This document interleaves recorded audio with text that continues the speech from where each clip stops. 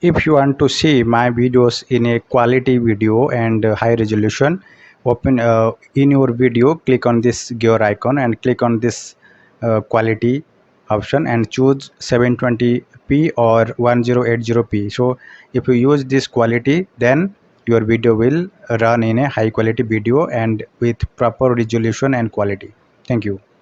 Hello everyone, welcome to this video. In this video we will discuss another important fact in Power Automate, right? My requirement is, here you can see this is the account table, and here I have some records available here.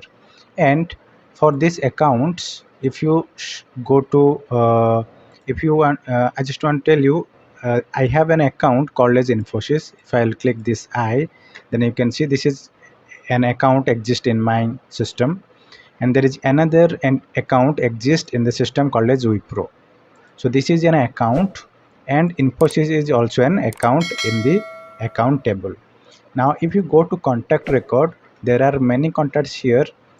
This contact, this contact, and this contact, these four contact are associated with company as Wipro, and there are rest three which are connecting to Infosys, right? So this is connecting to Infosys, this is connecting to Infosys. You can see here company name.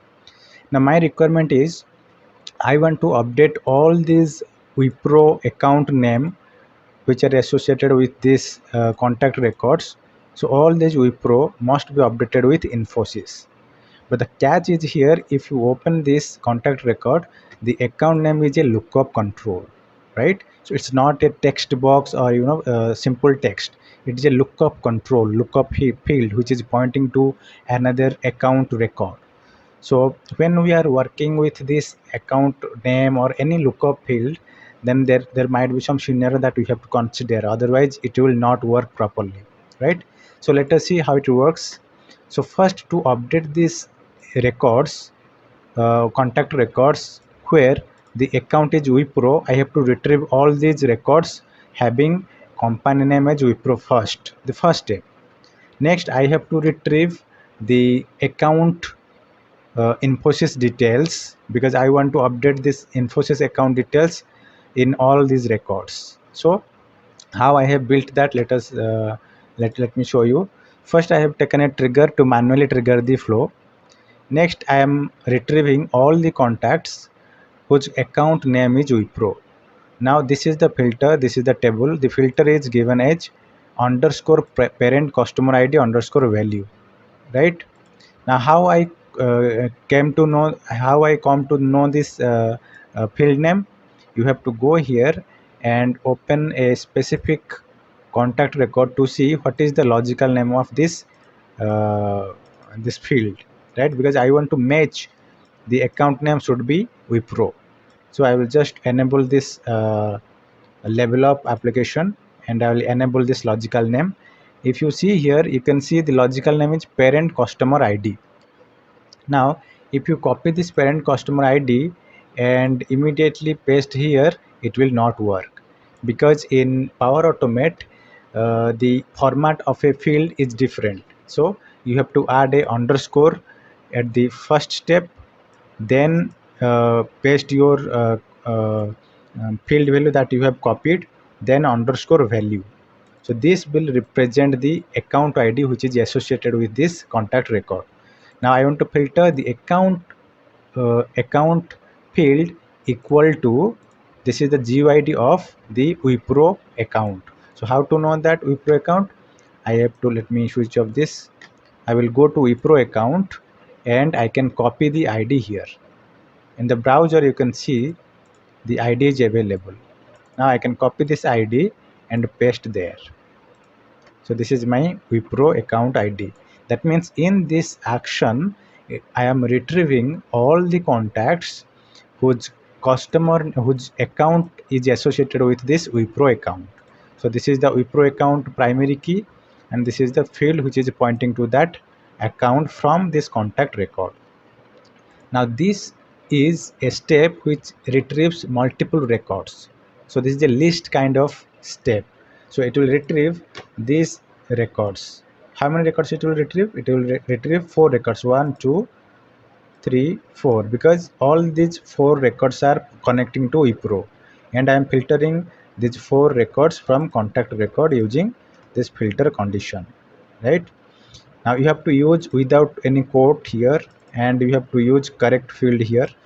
The exact field will not be required here. You have to use underscore field, then underscore value, otherwise it will not work.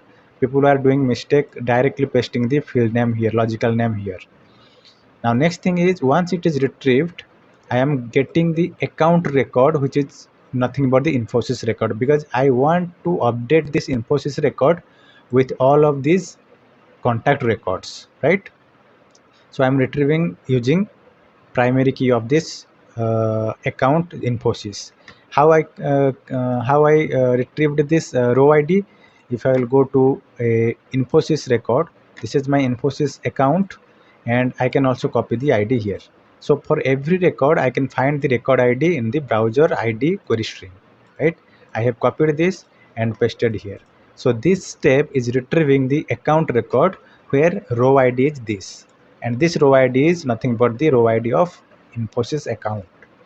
Now I have the list of contacts with me where account is Wipro, and I have the Infosys record details with me. Now I can look through this list, contact list, and update update the contact records one by one, looping through the list that has been retrieved in this stage. We have 4 contacts retrieved. Now this loop will run 4 times, and every time it will pick a contact record, and it will try to update the account to Infosys. So I have taken a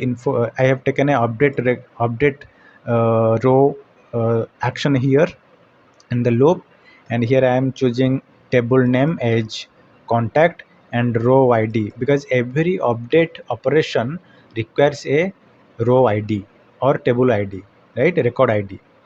Every update message requires a row record ID. That's why from where I can get this record ID, that means the contact ID. So in the first loop, it is retrieving this record. When the loop will run, it will first pick this record, and from where I can get the ID of this record, from this list, because this list contains all details of the list of contacts. So if you go here in the row ID, from the dynamic entity, you can search contact and go to the stage where you are retrieving all contact records. From this stage only, search that contact information. So this is the contact. So I'm assigning this unique identifier from this stage, contact record stage, where it is retrieving all contacts, and this will represent the contact ID of that specific record in the loop. Okay, so I am assigning this to here.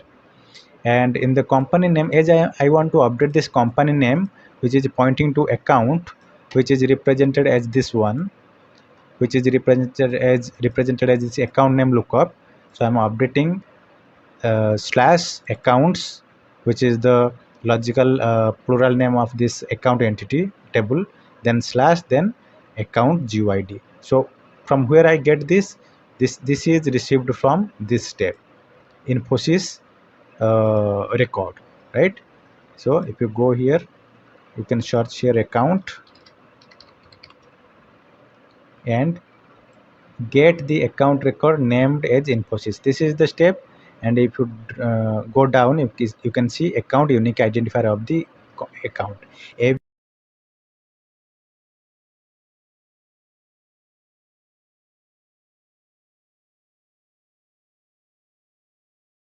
Then it will point to that account that is retrieved from here, that is called as Infosys account, right? So do not forget to use this slash account slash. Okay, so this is always used whenever you are assigning a lookup control. Now I don't want to update any other field. Now my action is done here. Now what it will do, it will loop through all the contact records one by one and update each contact record with this account name lookup, account lookup Infosys, and the row ID is the primary key of every contact record picked one by one. Okay, so let me save it and run it. Now once I will test this, click on test, run flow. Now done. Now if you come here and go to contacts, all the records are updated as Infosys, right? There is no contact available with a Wipro account. Now if you go here also, all the steps are tick marked. It is also retrieved all the records, all 4 records, right? And the this step retrieved the Infosys account details, right? And this loop also running 4 times. You can see 1 of 4, that means 4 records are retrieved, and it is updating for every record. So this is how we can update a lookup field. We can use a lookup field as a filter, and we can update a lookup field for a specific record, right? So this is very much used in projects. So updating lookup fields is very important, and we have to use accordingly. So understand, this is important. You should not use the exact logical name of the field. Rather you should use like this, and you have to use GUID without quotation. And while updating the lookup field, you have to use like slash slash slash and table name plural form in small, then the GUID of the record. Okay, so thank you guys. Oh, I hope it helped much for you, and in the projects we use this very much. So thank you, and subscribe the channel if you have not done. Cheers, see you in next video. Thank you.